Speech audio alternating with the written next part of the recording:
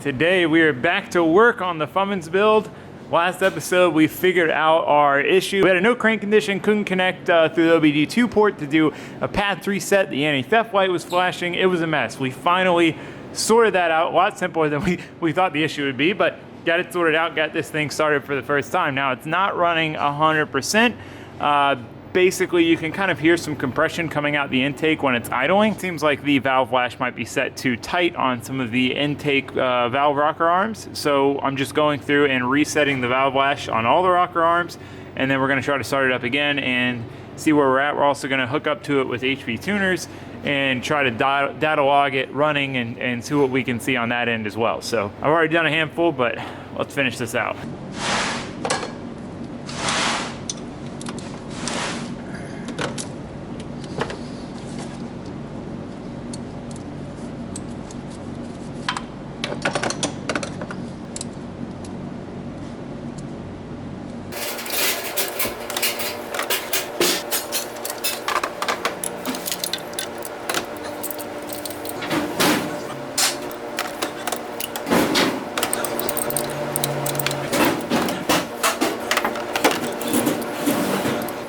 Alright, so one of the intake rockers was pretty tight. There was no lash at all. So we got them all reset just to be safe. Some of them were already in the spec, but just to be safe, reset them all. So we're going to put the valve cover back on, try to start it, see how it runs.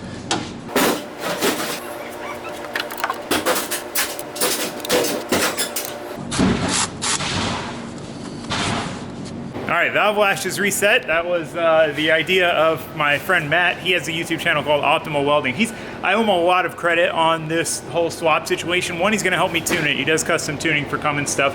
Two, he's helped me figure out a lot of things along the way. Three, it was his idea to do this. I was like, oh, I wanna do a 12 valve swap in one of these. And he's the one who told me, hey, you should go with a common rail. It's the wiring's no more complicated than an LS swap. You know, it's a lot newer, better engine, more economical, more power easily. You know, it's a lot more modern and advanced of an engine. I didn't even know this was a thing.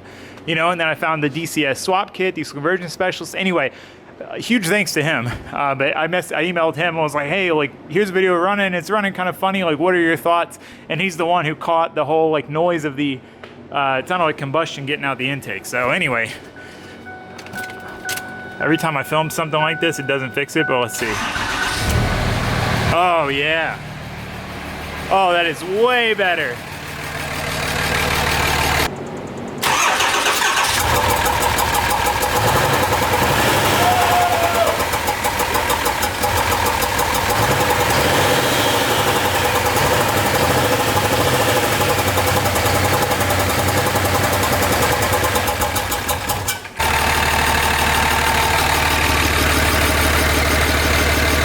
Sounds good now.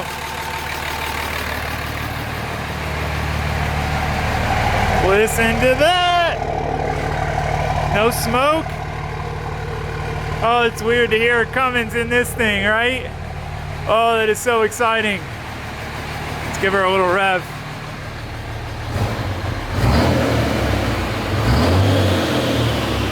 Oh, she is solid now, guys. So I need to do that. I gotta, oh geez, oh my pry bar. I gotta, what I need to do, I need to get the oil temp up to 180 with no coolant in it. Once we get there, then I can pull the valve cover off. I need to retorque the head studs. I need to do a hot retorque. So that's what I'm gonna do next. Just let this thing, I always feel weird idling something without coolant for so long, but the water pump isn't being driven by the belt. So, I mean, it's not really a big deal until the thing starts getting hot, but it just, again, it feels weird. But that is the procedure for the ARP head studs. But oh, guys, I mean, oh, it's so much better. You know, the first start was like, yes, it starts, but I was a little nervous with how it ran. You know, in my mind, it was injectors because it sounded kind of like it would need an injector. And, you know, I'd kind of been assuming this whole time I might need to replace the injectors. And again, thanks to Matt, Optimal Welding, because I emailed him the video and he's like, nah, dude, that doesn't sound like injectors. You know, it's not smoking or anything. I don't think it's injectors. Your valve lash. And I'm like, oh, I didn't even think of that. You know, I need to recheck the valve lash and fixed it. So Matt's a genius. Shout out to him. And yeah, now anyway, moral of the story is I'm super excited now. It's freaking, now it runs like it should. It runs way better than it did in the other truck. I wonder if we still got, dang it. Still leaking from our oil drain. I kind of had a feeling that was gonna happen. Yep. Dang, man. I don't know, I'm gonna have to figure that out. But anyway, we can deal with that. We can get a new one, we can do whatever we gotta do there. But it runs, again, better than it did. Okay, now, anyway, I'm getting ahead of myself. I'm talking too much. I'm gonna hook up my HP tuners. I gotta do a couple things to get it to connect. Hook up my HP tuners, then we can see what our rail pressure is and do a data log and send that to him and see what he thinks. So anyway, huge step though, huge step. Like, runs like it should now. Stoked. I almost hit you with the flashlight. I'm too stoked for this. I'm gonna put the camera down and get back to work. Before we dive too deep back into the engine stuff, it's bugging me that the interior is torn apart like this. I had to tear it apart to take the alarm system out. It was, whew, there was a lot of stuff in here. And one of these wires got interrupted because it went down to the module. So we're gonna fix this. We're gonna connect this properly. I just kind of jankily did it to for troubleshooting, and then just put all this crap back in here, the tilt thing, all the, you know, all the plastics. It's just bugging me. They're all just like sitting there and it drives me nuts. So I want to do that now.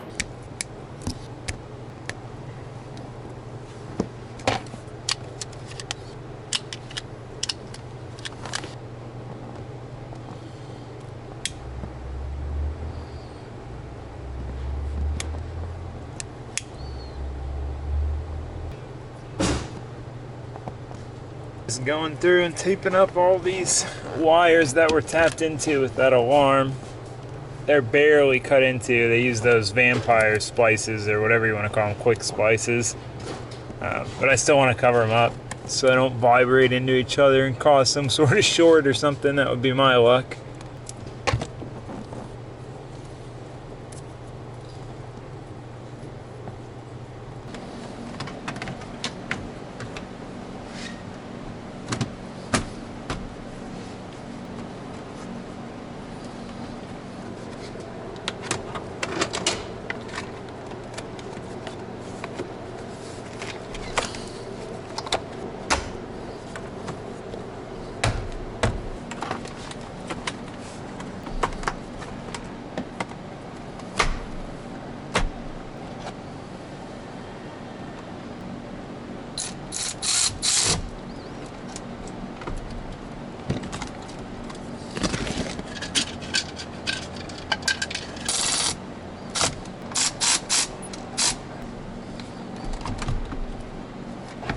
Last piece of the puzzle.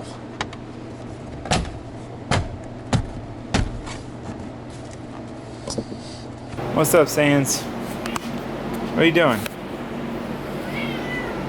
Yeah, I know, it's pretty exciting that we got it working, right? Alright, interior is all back together. Makes me feel a lot better. Having it complete, I don't know, just one of those things. Especially interiors, I'm big on interiors. The interior is in pretty good shape in this truck. I will need to replace this steering wheel. You can see it's pretty trashed. Windshield, obviously, but I'm waiting until we're done with the truck, or at least it's up and on the road. That way I don't end up messing it up while I'm working on something else. And then this seat, I don't know if this is a stock seat color combination. I don't know that I've ever seen one two-tone like this, but yeah, I don't know. It's just kind of weird. And someone's like got mad and stabbed it, and it's messing up here, and then this is falling off, and this whole thing's like broken here. So that's gonna need to get taken care of, but that is not the concern right now. We have way more important things to deal with. I just wanted to get this thing tidy back up in here. What, Sands? What you need, Sands? Sandy. Okay, so need to tidy up a few things in here.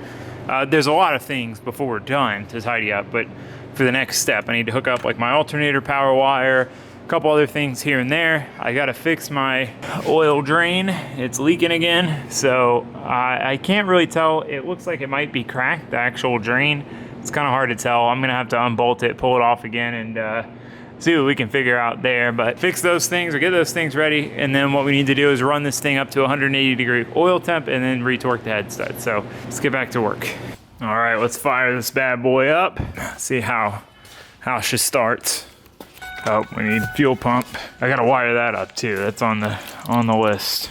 Just haven't been able to confirm what thing I need to wire it to.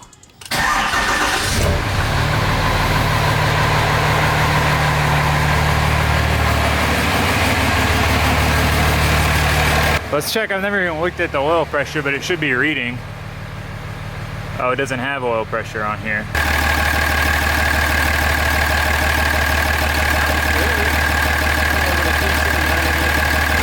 it dawned on me I can't check charging until I put a belt on. I don't want to put a belt on and run everything else dry. You know, the power steering pump, the water pump. So we'll wait, let it run like this. It's gonna be kind of hard to get, it needs to get to 180 oil temp, but I don't really have a good way of measuring that. I bought this specifically for it. I mean, I guess I can measure like the cylinder head. Probably gonna take a little while. Might kill the batteries.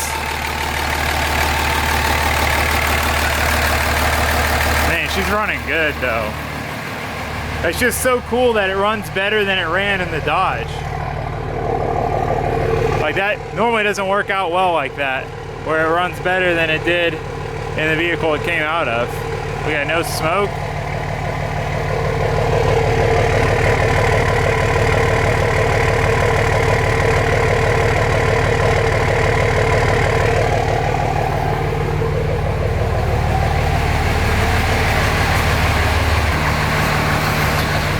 I haven't sat in here with this thing running yet. I always get nervous with new projects, like letting them idle. It just gives me anxiety. Like something's gonna break that I forgot about, and plus there's still dripping oil down there, so that's not good. But look at this, we're in a Ford with our Cummins, dude. This is so sick. I just can't believe it. It's one of those, yeah, shut the door, it gets full effect. It's one of those moments in a project where the finish line comes into view. You know, up until this point, I'm like, man, it feels like we're a long way off. I know we're getting close, but there's so much that could be wrong. And to get through to this point where we've got this thing running mint and it's really just finishing it up. You know, once we retorque the head studs, we got to make a few things and then put it together. You know, it's a big moment. It's a big moment. Anyway, I know, getting sentimental. But yeah, let's see what this thing's at. Oh yeah, she's dripping good. It's just pouring out. It's just like so hard to get that clean enough. I don't hear any exhaust leaks. Only 93 degrees.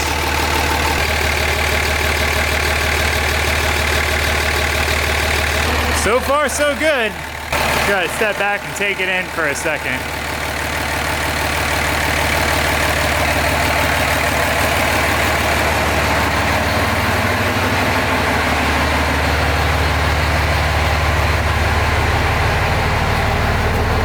My parts bin, bed of the truck.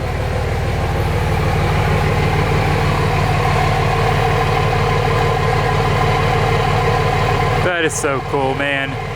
Oh, that is so cool. We got 120 there, and obviously it's going to be diluted some through the metal, so we're getting close. I'm just going to let it run a few minutes longer so we can get our hot retorque done. I haven't ran it long enough yet. And we gotta reset the valve lash as well. All right, got it up to pretty toasty.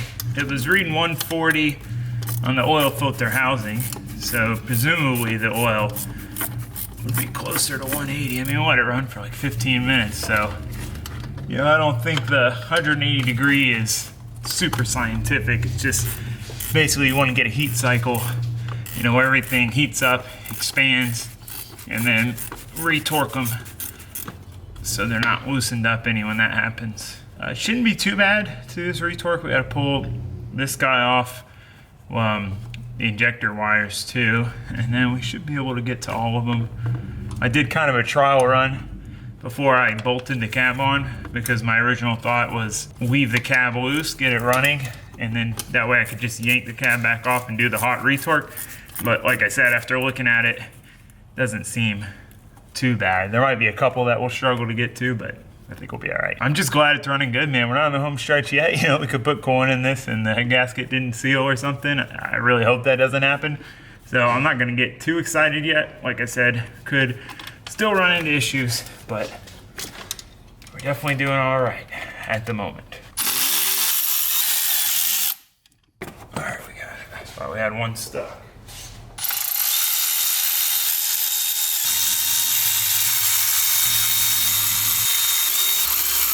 All right, now the tins.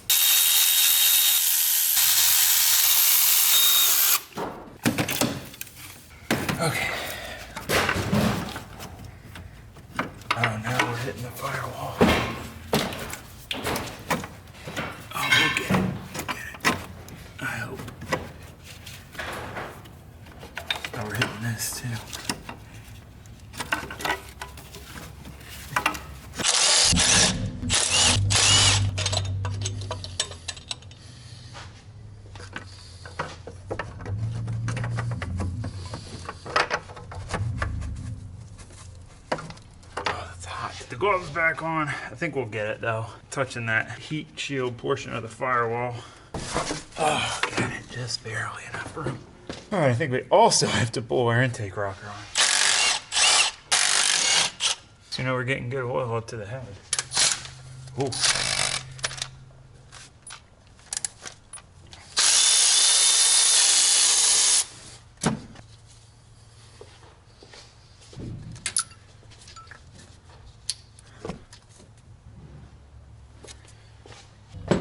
So we got one, two. It should be these guys here.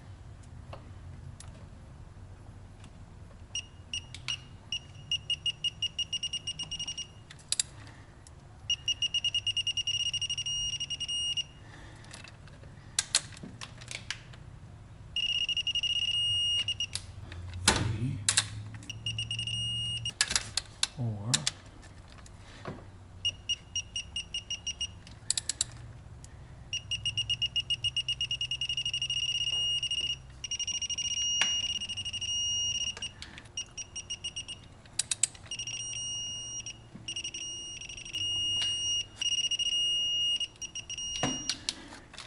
It's funny with torquing head bolts in a pattern, it's like by the time you get there, we're only doing one pass here because we're just retorquing them.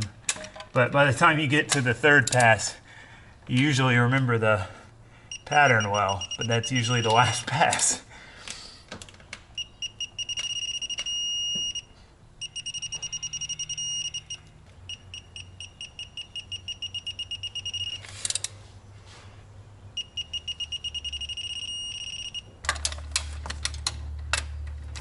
Need a shorter extension for the back too.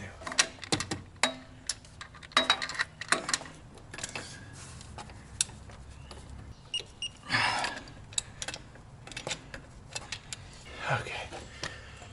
All right, we got that one. The last one back here is we gotta pull that exhaust rocker arm to get to it.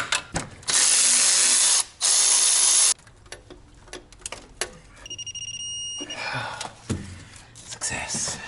Last two. All right, we did it. Now it's time to just put it all back together. We got to retorque our rocker arms. We got to reset our valve lash as well, but not too bad. Like I said, that was kind of one of my biggest concerns, getting the hot retorque done with the cab on, and it was totally manageable. If I ever have to change injectors, doesn't look too bad. That very last feed tube might be real tricky, but other than that, I mean, totally manageable, it seems. So, sweet. Okay, down some water and put this thing back together.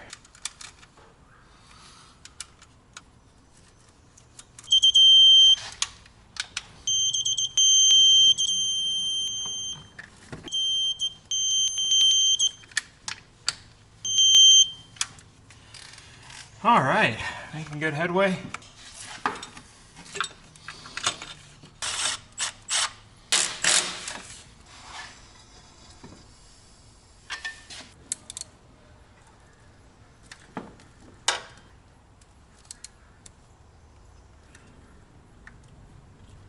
All right, we got our valve lash set on all our intake and exhaust rockers. Most of them were very close or in spec, but I just reset them just to be safe, especially after seeing how much of a difference just it being a little too tight makes and the way that this thing ran. You know, it ran like pretty bad with way too tight of an exhaust rocker, and then fixed all that, or intake rocker rather.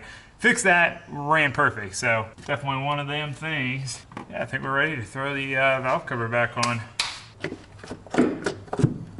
Also, it's worth noting that I wasn't sure if the whole hot retorque thing was really necessary, if it was just like a precaution, or, you know, like how important it really was. But they were all, like, not loose, but they definitely weren't at the 125 foot-pounds they were supposed to be at. That is for sure. So definitely I'm glad I didn't try to talk myself out of doing that step. All right, so once I get this valve cover tightened up, my next plan of action is to tackle that freaking oil drain for like the 20th time. Be the third time. I think what I'm gonna do is disconnect it, brake clean, just kind of up into the cartridge, and just try to get all of that oil that's gonna drip out beforehand. I don't know. Just like I said, you know, I'll let it drain. I'll check it for like a 5-minute period and there won't be a single drop on it. As soon as I do the RTV and whatever and get it up there, you start seeing oil like permeating through. So very, very tricky. So we'll figure it out though. All right, I'm letting the oil drip out of the cartridge as long as I possibly can. I'm gonna brake clean it for the 5th time and hopefully I can get this thing to seal this time. But while we're waiting on that, I've got a guy coming to buy the blown up 6.4. So I wasn't sure on this thing.